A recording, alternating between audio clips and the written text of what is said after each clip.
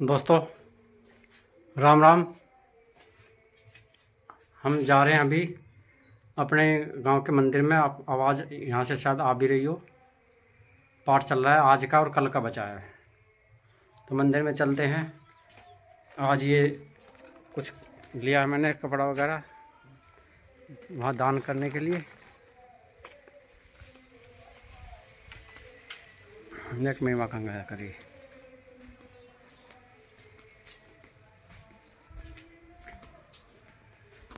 चलो भाई मंदिर में, रास्ते में नहीं, डायरेक्ट मंदिर में मिलूँगा भाई।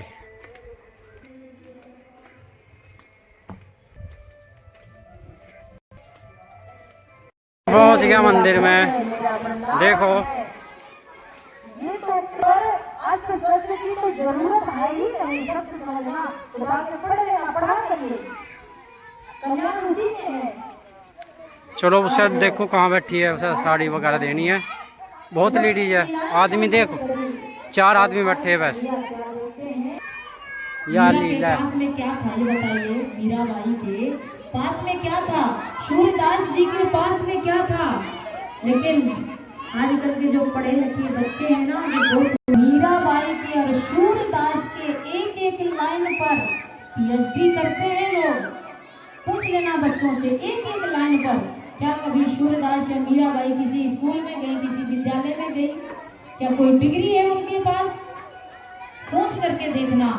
लेकिन आजकल पढ़े बच्चे जो पढ़ते हैं ना, तो पीएचडी करते हैं उन्हीं की एक एक वर्ड, एक एक शब्द, एक एक लाइन पर। इसका कारण है क्या कि उनके पास परमात्मा का नाम था।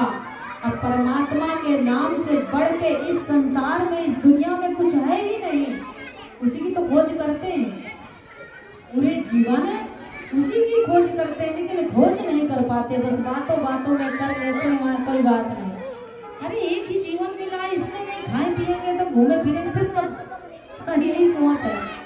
अरे ये सोचो कि एक ही जीवन मिला है, अगर इस जीवन में हम परमात्मा को नहीं ढूंढ पाए, नहीं पकड़ पाए, तो फिर कब? समय नहीं है। आज इस प्रकार से जब कन्हैया ने देखा तो उन गोपियों के पास में गए और बोले, गोपियों मैं जानता हूँ कि तुम ऐसे ऐसे नित्य यमुना स्नान करने जाती हो, और माता कात्यायनी का पूजन करके तुम मुझे ही पति रूप में मांगती हो। लेकिन हर बात ठीक है, अच्छी है, नियम करना चाहिए। देखिए देख लो दोस्तों, चिल्ला के कथा सुना रहे हैं। वहाँ भंडारे में कितनी भीड़ थी, सुरता नहीं हटाना चाहिए, सुरता और यहाँ सब कुछ खाली खाली है। ऐसे मत करो भैया। यही है कथा के बाद में घंटा 2 घंटा का टाइम दिया करिए, जहाँ से कुछ सीखने को, कुछ जानने को मिलेगा। वहाँ लोग नहीं जाते। एक दूसरे से बोलना भी चाहिए, पहचान भी बढ़ानी चाहिए। लेकिन ये सारे काम कथे के बीच में मत किया करो। कथा के बाद 1 घंटे का टाइम निकाला करो, खूब बैठ करके बातचीत, अच्छी बात है, प्रेम बढ़ता है घर परिवार, गांव परिवार में, समाज में। लेकिन कथा के बीच जब आप लोग ऐसा, आज कन्हैया ने जब इस प्रकार गोपियों से कहा कि तुम सारे काम बढ़िया करती हो, अच्छे नियम है तुम्हारे, लेकिन एक काम गलत करती हो। बोले क्या?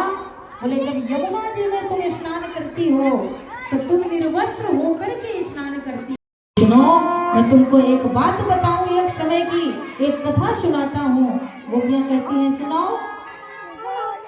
बोले एक पति पत्नी थे, दोनों में बड़ा प्रेम था, पत्नी बड़ी पतिव्रता थी। एक दिन उसका पति बाहर से आया और आंगन में उसकी पत्नी चावल चुन रही थी, चावल साफ कर रही थी।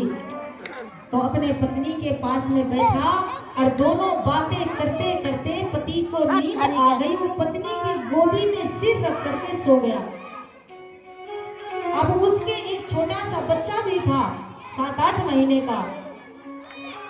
पत्नी के मन में एक चिंता आई कि कहीं मेरा बच्चा ना उठ करके आ जाए, क्योंकि मेरे आंगन में आवा धधक रहा है और बच्चे को तो ज्ञान नहीं, तो कहीं इसमें गिर ना जाए।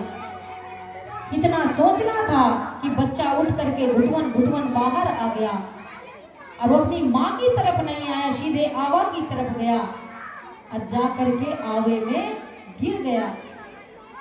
लेकिन वो पत्नी ही नहीं। बोली मेरा बच्चा जल जाए, जल करके मर जाए, कोई बात नहीं, लेकिन मैं अपने पतिव्रत धर्म को नष्ट नहीं होने दूंगी, क्योंकि अगर मैं उठूंगी तो मेरे पति की नींद खुल जाएगी और मेरा व्रत नष्ट हो जाएगा। इतना कहकर के परमात्मा से प्रार्थना करती रही। जब उसके पति की आंख खुली तो तुरंत भागी आवे की तरफ। तो गोपियों सत्य समझना, पतिव्रता धर्म में इतनी ताकत कि उसका बच्चा आग में भी किलोल कर रहा था। और तुम्हें देखो, तुम अपने अपने पतियों को, अपने अपने बच्चों को छोड़ करके आ गई। जाओ, लौट जाओ, अपने अपने घरों को जाओ। आज एक गोपी बोली कि सुनो, अगर कथा कहानी कहना तुमको आता है तो हमको भी आता है, हम भी सुनाती हैं, सुनो। कन्हैया ने कहा सुनाओ। बोले वो भी पति पत्नी थे एक, और बड़ा आपस में प्रेम था, लेकिन धन की कमी के कारण उसके पति को परदेश जाना पड़ा।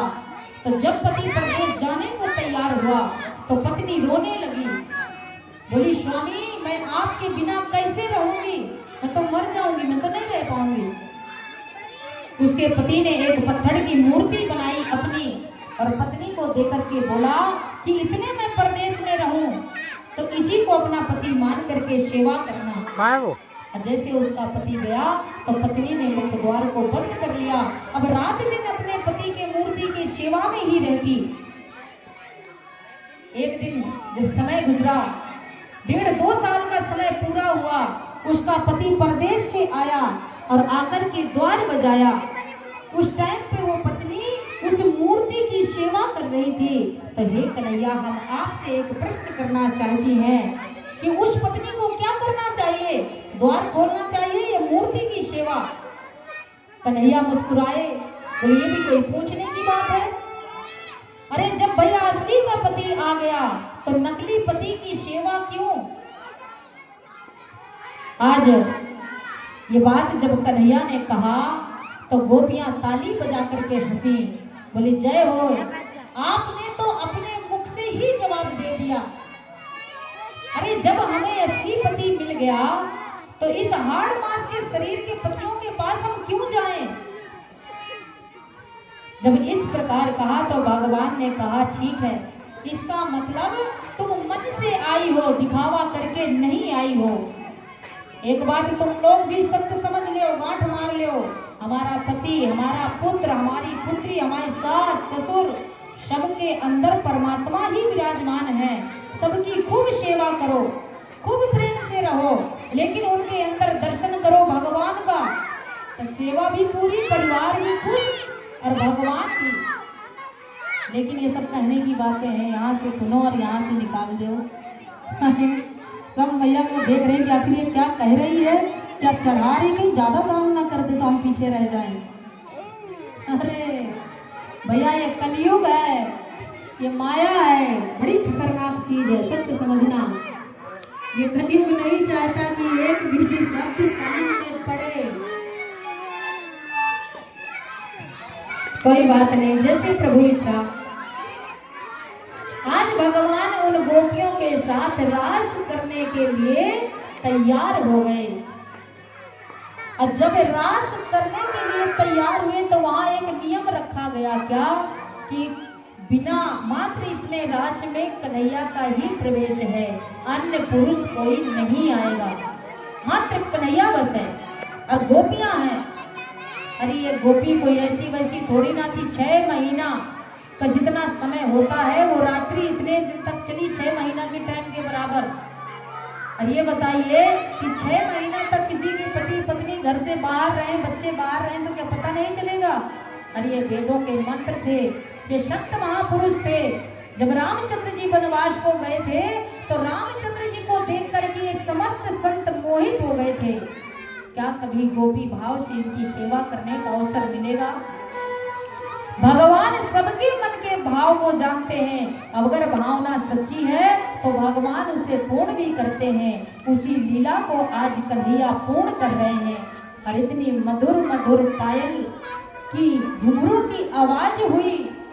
2 गोपी हैं और बीच बीच कृष्ण है, बीच बीच माधव प्रकट है।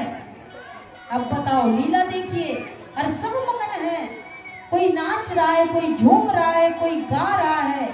और कोई कोई गोपी नाचते नाचते अगर थक जाती तो कन्हैया उसके चरणों को दबाने लग जाते।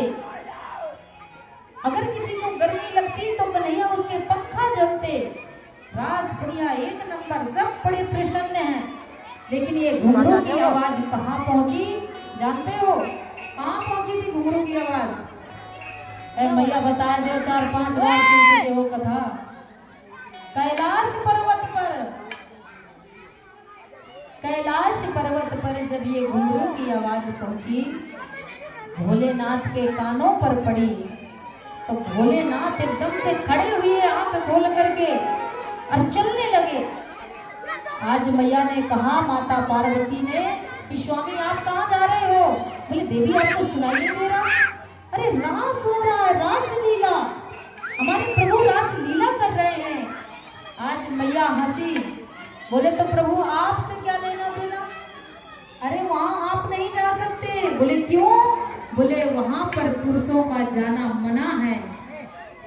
बोले अगर तुम्हें जाना है और जब जाओ, और सुनो, गोपी तो तुम चलो बन गए, लेकिन अपनी चाल में भी कंट्रोल करना है। जो मर्दानी चाल है ना, चलते हो तो कहीं कोई पकड़ ना ले। अब अगर जिसने पकड़ लिया तो उसी टाइम आप रात से बाहर कर दिए जाओगे।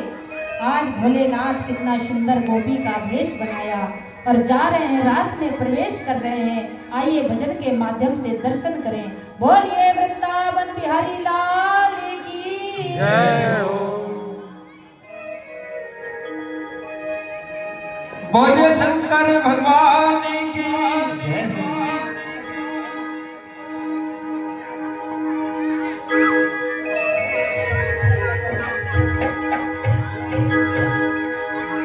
एक लहरीदार चुनर माथे पे डाल के, एक लहरीदार चुनर माथे पे डाल के, भोले से बन गई भोली घुंघटा निकाल के, भोले से बन गई भोली घुंघटा निकाल के। अच्छा एक बात बोलो, ऐसे रास्ते जाते हैं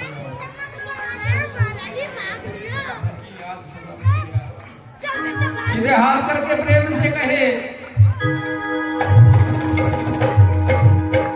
भोले से बन गई भोली घुंघटा निकाल के, भोले से बन गई भोली घुंघटा निकाल के, लहरीदार चुनर माथे पे डाल के, लहरीदार चुनर माथे पे डाल के, भोले से बन गई भोली घुंघटा निकाल के, भोले से बन गई भोली घुंघटा निकाल के, भोले से बन गई भोली घुंघटा निकाल के, भोले से बन गई भोली घुंघटा निकाल के।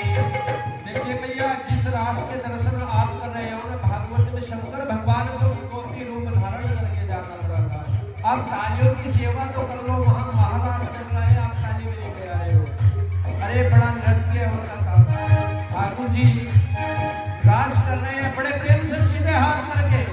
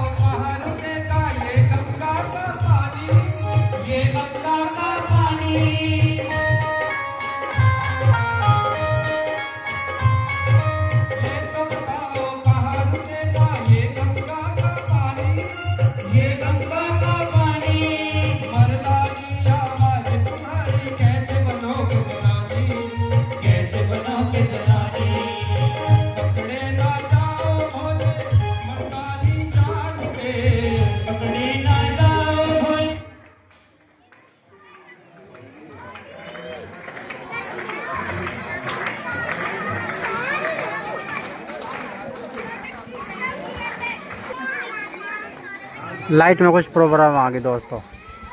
हाँ, लाइट चली गई। अब जनरेटर चलाया ना,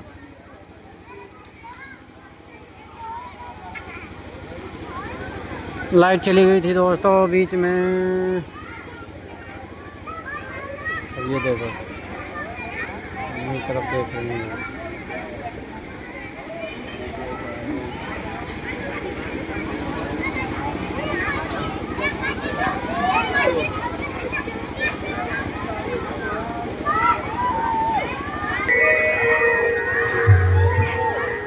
आगे लाइट, जनरेटर चल गया भाई।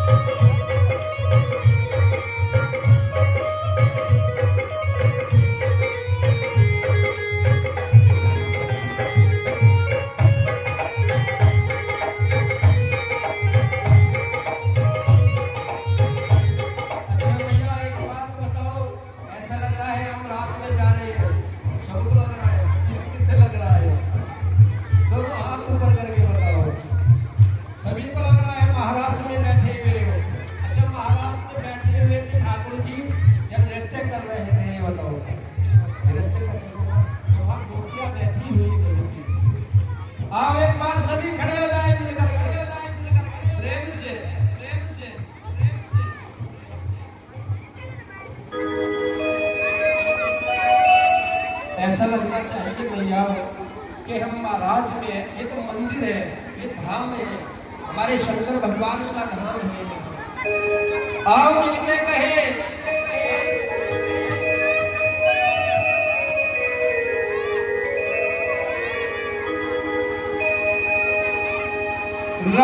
में जाऊंगी सखी महाराज में जाऊंगी, हो राज में जाऊंगी सखी महाराज में जाऊंगी, बजे मुरली शाम सलोने की मैं राज में जाऊंगी। आओ मिल करके एक बार सीधे हाथ में प्रेम से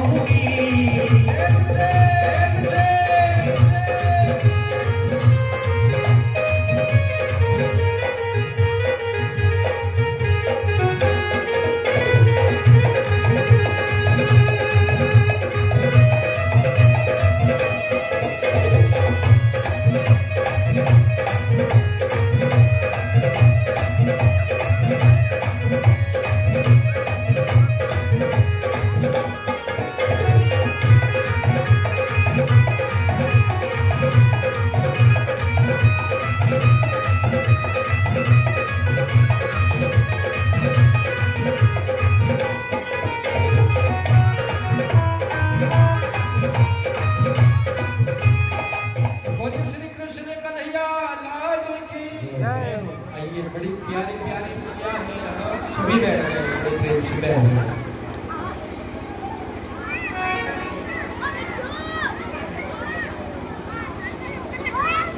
हेलो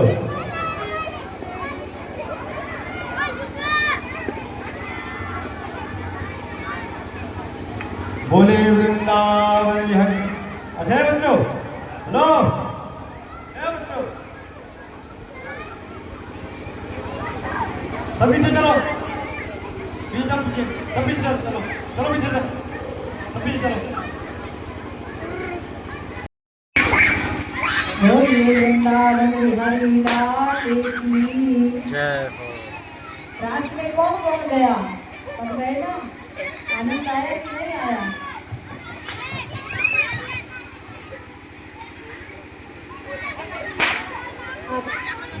क्योंकि मन में अभिमान हो गया, और गोपियों ने जब अभिमान कर लिया अपने मन में, अभिमान हुआ क्या कि शायद हम इतनी सुंदर हैं कि कन्हैया हमारे सुंदरता को देख करके हमारे साथ रास विहार करने के लिए आया है। मैंने पहले दिन भी बताया था, कर तुम अन्यथा कर तुम, परमात्मा सर्वस्व करने वाला है, ये सब कुछ जानता है, बहुत तगड़े वाला मुनीम है प्रभु। एक पाई भी ऊपर नीचे नहीं हो सकता इसके मुनीम गिरी में, इतना बड़ा मुनीम है। आज भगवान तुरंत गोपियों के इस भाव को जान गए, अल्लाड़ी जू को लिया और वहां से गायब लगता है। इसलिए बार बार सबसे हाथ जोड़ करके प्रार्थना करी जाती है। कारण यही है बीच बीच में भजन करवाने का, आप लोगों को खड़ा करके हाजिरी लगवाने का, कि भैया किसी के पैर ना दुखे, पैर ना सोए, नींद ना आए। नहीं, हमें क्या मतलब, हमें तो अपनी कथा पूरी करनी है और आगे बढ़ना है। लेकिन हम चाहते हैं कि जहाँ जिस जगह हम लोग कथा करें, अगर सबका कल्याण ना हो सके तो कुछ तो इसका फायदा उठा ही लें। लेकिन धन्य है भैया, हम तो समझाते समझाते हार गए। बेटा अब अगर हंसोगी तो यहाँ सामने खड़े ही करके मैं हाजिरी लगवाऊंगी, याद रखना, गंदी बात होती है, अच्छे बच्चे हो तो। आज इस प्रकार से कन्हैया ने अपनी रास लीला संपन्न करी।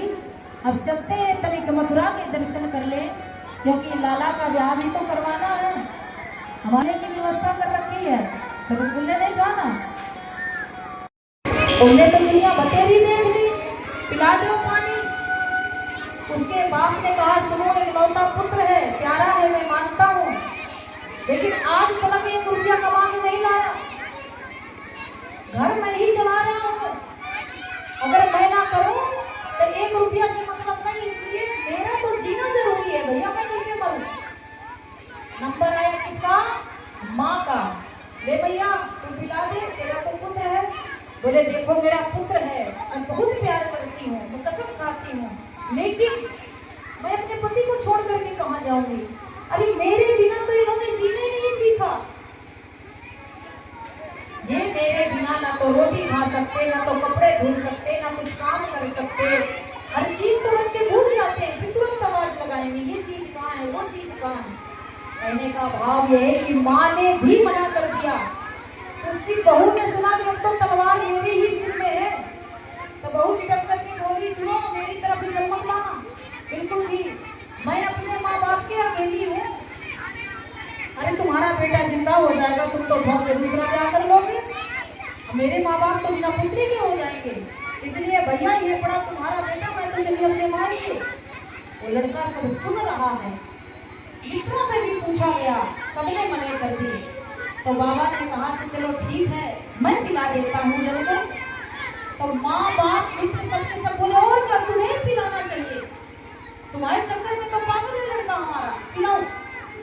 बाबा के मरने की चिंता किसी ने नहीं करी, इतने स्वार्थी है हम सब। आज बाबा ने जैसे उस जल को पिलाया तो लड़का खड़ा हो गया, और जैसे लड़का खड़ा हुआ तो मेरा बेटा, मेरा पति, मेरा पुत्र फलाना।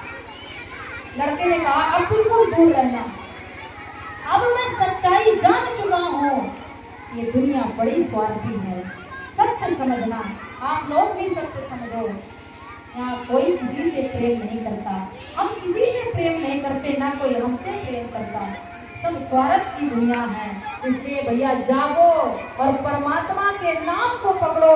और परमात्मा ने जो सेवा दी है घरों में, कोई तो जिठानी है घर की, कोई दुरानी है, कोई सास है, कोई ससुर है, कोई गांव का प्रधान है, तो कोई गांव का मुखिया है। जिसको जो सेवा मिली है परमात्मा की सेवा समझ करके करो और उस पर ध्यान लगाओ। ते माया के बीच में भी रहेंगे और बीच में रहते हुए भी माया हमको छू तक नहीं पाएगी। चुप पिटेंगे से आज इस प्रकार से गोपियों ने कहा कि कोई बात नहीं, हम मथुरा में दूध दही माखन बेचना भी बंद कर देंगे, हम वहां नहीं आएंगे, लेकिन आजीवन रोटी तड़पती रहेगी, तेरे को हम भूलेंगे नहीं कन्हैया, तू जा। और जैसे रथ में बैठ करके कन्हैया रथ चलने को हुआ, यशोदा मैया गिरती पड़ती रोती गाती आई और आकर के कहा, अरे भैया कोई रथ को रोको, रोको तो सही, रोको। आज जब रथ के मैया के अंदर से लिपट गए, आज मैया हाथ जोड़ करके कहती है कि लाला मुझे आज ही पता लगा कि तू मेरा लाला नहीं है, तू तो देवकी का लाला है रे। लेकिन कन्हैया देख, कभी भी मथुरा में अगर तुझे इस गंवार ग्वालियर की याद, लेकिन वो समय याद ना करना जिस दिन तुमने मिट्टी की मटकी फोड़ी थी और उसके बदले मैंने तुझे उखल से बांध लिया था। मैया एक नहीं 1000 अवतार ले लो, लेकिन तेरे ऋण से मैं उऋण हो ही नहीं सकता मैया, हो ही नहीं सकता। तू अपने आप को गंवार ग्वालियर कहती है, अरे नहीं, तू तो मेरी वो माँ है कि तेरे आंचल का सुख लेने के लिए तो मैंने मानव का शरीर धारण किया माँ।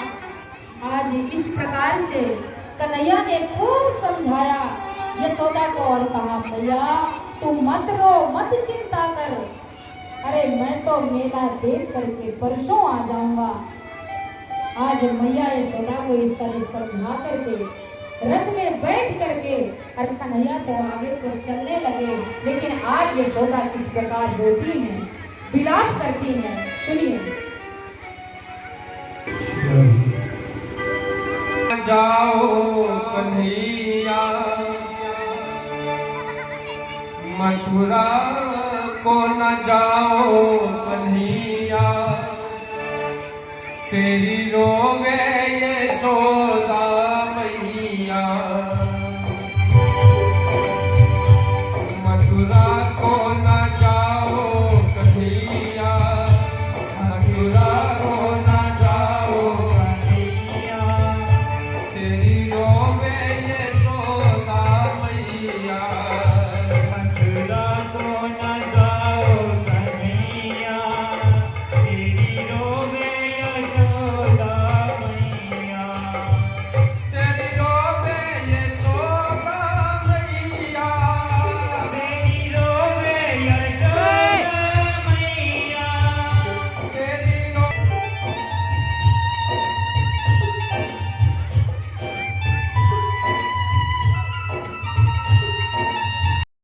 क्योंकि लाला मेरी कमर 3 जगह से टेढ़ी है, पीठ में मेरे कुंभड़ है, इसलिए लोग कभी कभी मुझे कुबड़ी, कुबजा, त्रिवक्रा इस नाम से तो बुला देते हैं, लेकिन किसी ने आज तक ना ही तो मेरा नाम पूछा, ना परिचय पूछा।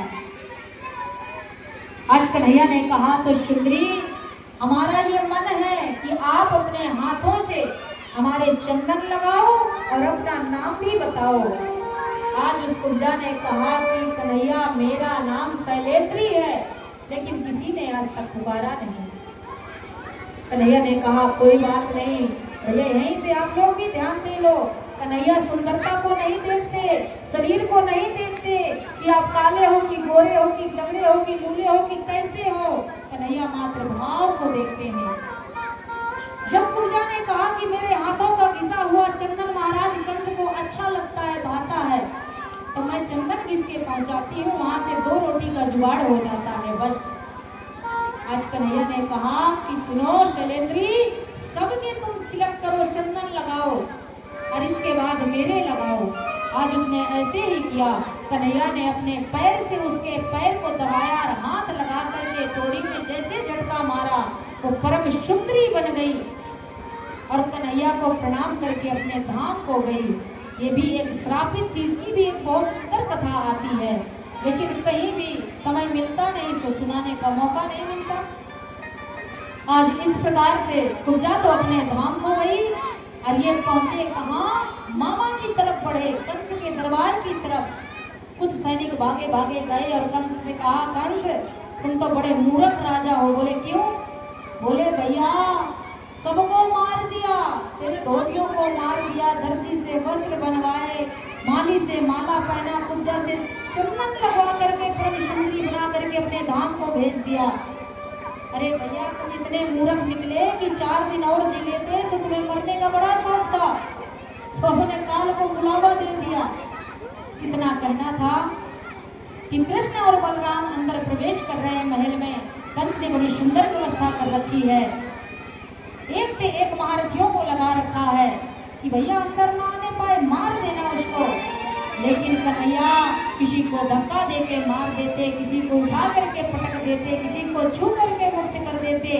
अब पहुंचे कहाँ, जहाँ पर धनुष रखा था, क्योंकि कंस ने एक बार तपस्या करी थी, भोलेनाथ को प्रसन्न किया था। भोले शंकर ने एक धनुष दिया और कहा, सुन जो इस धनुष को तोड़ेगा वो तुझे कभी भी नहीं छोड़ेगा। आज कन्हैया ने उस धनुष को भी तोड़ा और धनुष तोड़ करके सारे जितनी व्यवस्था कर रखी थी कंस ने सबको नष्ट भ्रष्ट करके कन्हैया सीधे कहाँ पहुंचे, कंस के पास। और कंस ने अपना सिंहासन ऊंचाई में लगा रखा है, वहां जाकर के कंस के बालों को पकड़ा और घसीटते हुए सीढ़ियों से नीचे कंस को लाए। आज कंस ने कहा कि तू क्या कर रहा है कन्हैया, तेरे सहूर नहीं, मेरे लगती है। बोले अच्छा मामा लगती है? बोले हाँ। बोले चलो कम से कम आपको पता तो चली कि आपके भीतर होता है। अरे भैया जिस दिन तुमने मेरी माँ देवकी के केशों को पकड़ करके रथ से खींचा था, उस दिन का याद कर, उसके कितना दर्द हुआ होगा। आज कंस चिल्लाता है अपने सैनिकों को कि भैया जानो मुश्किल तुम कहाँ चले गए, आओ और इसे पकड़ो। कन्हैया मुस्कुराए, बोले मामा वो वहां गए हैं जहां पर तुम्हारा जाना बाकी है, इसलिए तुम दोनों आंखों को खोलो और मेरी तरफ ध्यान से देखो। मैं भगवान हूँ, मुझे देखोगे तो तुम्हारी मुक्ति हो जाएगी। आज ये कहते हुए कन्हैया ने और कंस के केशों को पकड़ करके और कंस का उद्धार कर दिया। बोले वृंदावन हरि लाल की जय। आज जब कंस का उद्धार कर दिया तो जितनी वहां दरबार में जनता थी सब के सब हंसने लग गए, ताली बजा करके हंसे, जोर से हंसे। क्यों? क्योंकि कंस ने किसी को हंसने ही नहीं देता था, सबको मना कर रखा था। पूजा पाठ सब बंद करवा रखा था। और नाम जपना है तो कंस का नाम जपो, हवन करना है तो कंसाय स्वाहा मंत्र से हवन करो। इस तरह ऐसा क्रूर राजा था। आज भगवान सीधे पहुंचे कहाँ, जेल खाने में, और जाकर के अपने नाना को मुक्त कराया और लाकर के राज सिंहासन पर बैठाया। फिर अपने मैया के पास, अपने बाबा के पास पहुंचे। और जब देवकी ने कन्हैया को देखा तो देखते देखते देवकी की आंखें भर आई। क्यों? कहती है वाह बहन यशोदा वाह, अरे जिस टाइम ये गया था तो मात्र 1 घंटे का था, आज लौट करके आया है तो 11 साल 56 दिन का होकर के आया है। लेकिन देखने में ऐसा लगता है कि कम से कम 24-25 साल का है। क्यों? क्योंकि मेरी बहन यशोदा ने बड़ा दुलार किया है। जभी तो लाला छोटी सी उम्र में जवान दिखने लगा। सत्य समझना, जो मैया अपने बच्चे को ज्यादा दुलार करती है तो उसका बच्चा छोटी सी उम्र में जवान दिखने लगता है। ये बिल्कुल सत्य बात है। होगा तो 11-12 साल का, लेकिन दिखेगा 18 साल का। आज इस प्रकार से देवकी ने जो लाला के संस्कार बताया थे वो संस्कार पूरे करवाए। लाला का जो विद्या अध्ययन का समय था वो भी पूर्ण करवाया। अब एक कथा आती है, लेकिन अगर वो सुनाएंगे तो आप लोग कल आएंगे ही नहीं, क्योंकि अगर 6-7 बज गए तो रामाई मालिक है, कल की जरूरत और है हमको, तो आज और आपकी मर्जी से चलना पड़ेगा। कल चाहे रात के 12 बज जाओ, कोई दिक्कत नहीं, परसों आना चाहे ना आना। दूसरे मेन पॉइंट में चलते हैं। ये उद्धव जी का जो संवाद है गोपी और उद्धव जी का, अगर आप लोग कल समय से आएंगे तो जरूर दर्शन करेंगे, क्योंकि बहुत सुंदर कथा है, बहुत सुंदर। आज कुंडलपुर से पत्रिका आई, और जब पत्रिका आई तो कन्हैया के हाथों लगी। क्यों? भीष्मक नाम के एक राजा हैं, उनकी पुत्री का नाम रुक्मणी है, उनका स्वयंवर है। लड़ा क्यों है? जो उनका पुत्र रुक्मी है वो अपनी बहन का ब्याह, बहन की सगाई शिशुपाल से करना चाहता है। तो राधा कृष्ण की झांकी। आजा रे, ये मेरा मन घबराए, देर न हो जाए कहीं, देर न हो जाए, देर न हो जाए कहीं, देर न हो जाए, देर न हो जाए कहीं, देर न हो जाए। आजा रे, ये मेरा मन घबराए, उठा के दोनों हाथ, देर न हो जाए कहीं, देर न हो जाए, हो जाए कहीं, देर न हो जाए, देर न हो जाए कहीं, देर न हो जाए, देर न हो जाए कहीं, देर न हो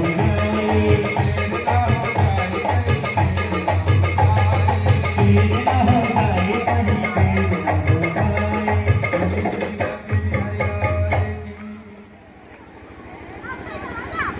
आ रहे हैं कन्हैया के भगवान सदा की है खुशी की मुबारक, वो घड़ी आ गई है, सजे लाल चोले में है रुक्मणी मैया,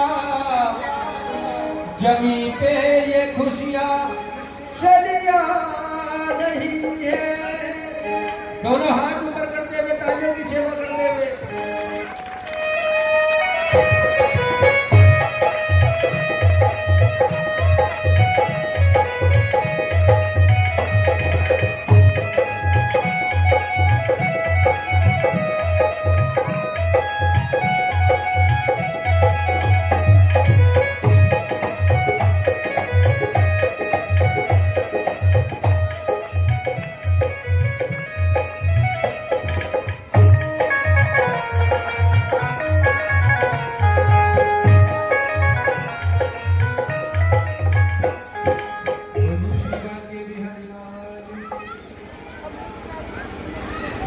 आज के हमारे मन प्रधान जी आप यही पूजन करेंगे भगवान का।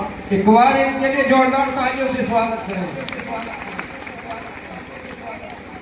ओम शुक्लांबरधरं देवं सजीवनं ततोयां प्रसन्नवदं ध्यायता सर्वविघ्नोपशान्ते सिद्धार्थं पूजितो यासुरासुरे सर्वविघ्न तस्मै गणाधिपते नमः। सर्वमङ्गलमङ्गले शिवे सर्वासात्के सारण्ये त्र्यम्बके गौरी नारायणी नमोस्तुते।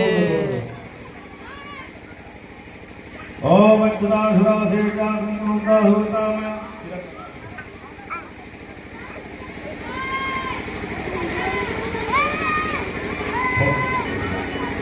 ओम चंद्रस्याः पूर्णं पवित्रं वादनासनं आप्तं हस्ते नित्यं भद्रे वर्षस्वर्वदा।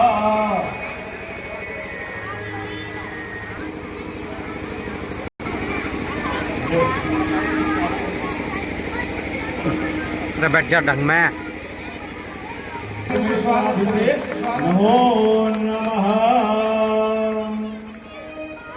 अब ऐसा है, आपने जो सामग्री लेके आए हैं कन्यादान, जिनको भी सभी माताएं बहनें भक्तजन अपने हाथ में द्रव्य दक्षिणा रख लेंगे और अपना नाम अपना गोत्र सभी बोलेंगे और हाथ में संकल्प, क्योंकि जो भी दान किया जाता है बगैर संकल्प के दान नहीं लगता है, इसलिए सभी हाथ में अपने अपने रख लें। और रुक्मणी विवाह में आप कन्यादान कर रहे हैं ना, कौन कौन कन्यादान कर रहा है? हाथ खड़े करो एक बार, बस दो ही चार कर रहे हैं। जो रुक्मणी विवाह में कन्यादान करने चाहते वो हाथ खड़े किए जल्दी। कन्यादान सभी करें, कन्यादान सभी करना चाहिए, भगवान का ठाकुर जी का ऐसा नहीं होता। ले लिया सभी ने हाथ में, हाथ में लेकर अपना गोत्र भी बोलना, अपना नाम भी, अपने परिवार का नाम, सभी का नाम बोलना है। बोले वृंदावन बिहारी लाल की जय। लो जी, हाथ मिलो, बोले ओम, जोर से बोलो, विष्णु विष्णु विष्णु विष्णु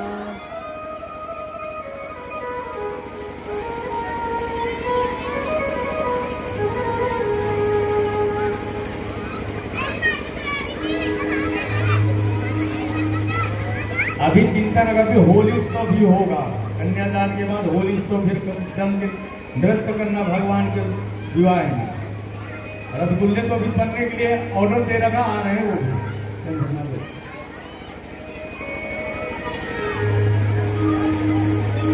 बोले ओम विष्णु विष्णु विष्णु। मन में जाप करेंगे, ओम नमो भगवते वासुदेवाय नमः। हरि ओम विष्णु विष्णु श्रीमद्भगवतो महापुरुषस्य विष्णुराज्ञा प्रवर्तमानस्याद्या ब्राह्मणो द्वितीय प्राधेति शेतवाराहकल्पे जम्बोदीपे भूलोके भारतखण्डे आर्यावर्त प्रदेशान्तर्गते पूर्ण पवित्र प्रदेशे उत्तर प्रदेशान्तर्गते जिला वाक्यभ्यन्तरे मेरठ मंडलान्तर्गते शिव मंदिर प्रांगणे अमुक संवत्सरे 2082 विक्रम मासानाम् उत्तमे मासे कार्तिक मासे सुहे कर्णपक्षे सप्तम्यांशो पूर्णतिथौ अमुकवासरे आद्याः रविवार वासरे अमुक नक्षत्रे अमुक योगे अमुक करणे अमुक रात्रे भवते सूर्ये अमुक रात्रे भवते देवृषेषु गृहेषु यथा यथा राशि स्थानेषु स्वस्थोषु योगेषु करणे कर्म विशिष्टायाम् अमुक गोत्रोत्पन्न। अपना अपना गोत्र बोलिए, अपना नाम बोलिए, अपने घर वालों का और पति देव का भी नाम अपने बोल लेना चाहिए, और अपने मम्मी पापा का भी, अपने सास ससुरों का, सभी का नाम बोल लें। सकल परिवार कल्याण हितार्थाय मनोकामना सिद्ध्यर्थ निमित्तेन कायिक वाचिक मानसिक आध्यात्मिक विकासोत्सन्नार्थम। बोलिए रुक्मणी, जोर से बोलो, रुक्मणी विवाह संगात फल सिद्ध्यर्थम मम इप्सितार्थ कामना सिद्ध्यर्थ निमित्तेन कन्यादान संकल्पम अहम कार्य से। आपको अपनी जगह में बैठे रहना है, डिस्टर्ब नहीं करना है। आपके पास थाली पहुंचेगी, आप वहीं पे दे दीजिए।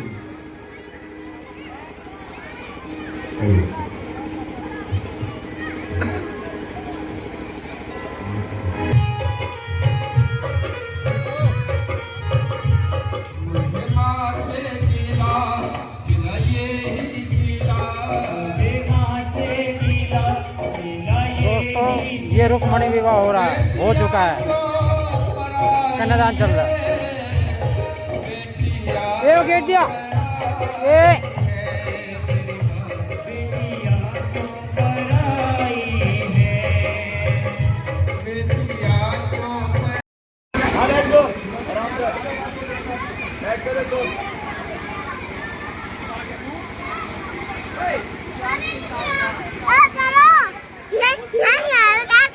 हाँ यही रहेंगे हम तो मंदिर में ही।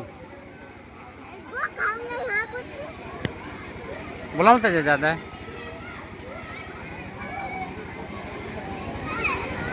जब बंद हो गया भाई काम।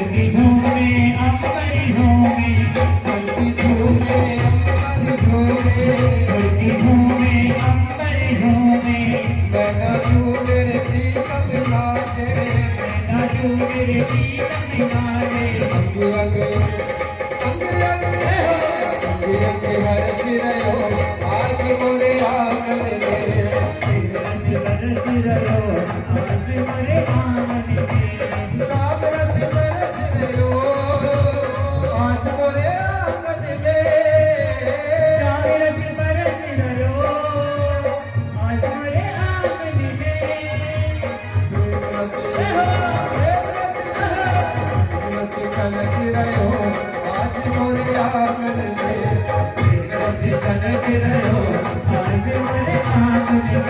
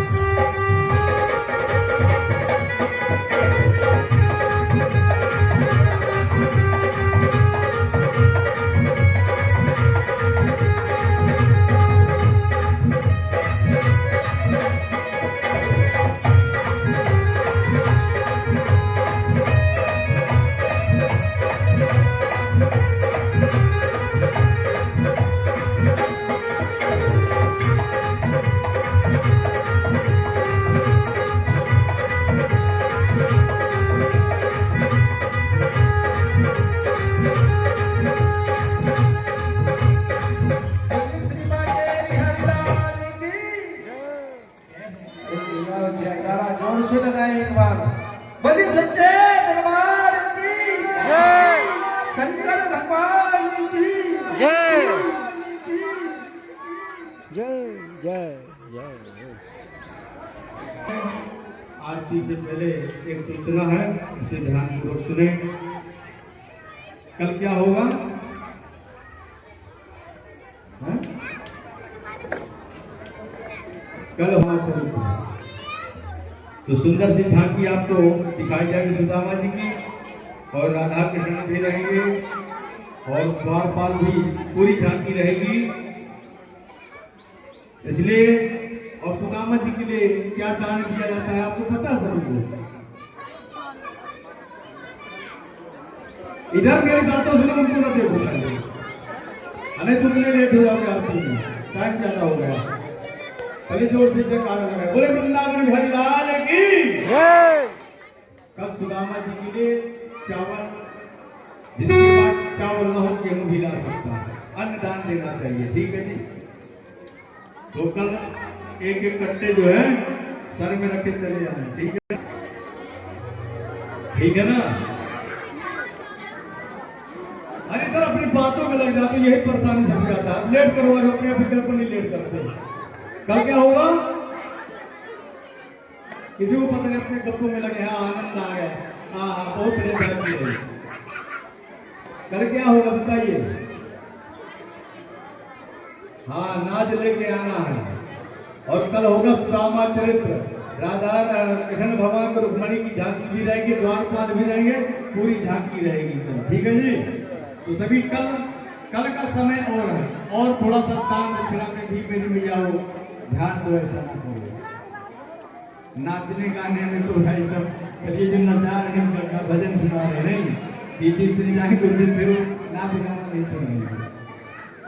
तो थोड़ा थोड़ा सा आप जो है इनके ऊपर भी ध्यान दें, और दान करने से धन बढ़ता नहीं है, ठीक है ना। तो कल का दिन है आपके पास, और परसों हवन हो जाएगा, और फिर कब आप बुलाएंगे, कब मिलेंगे, ये तो समय, ठीक है जी।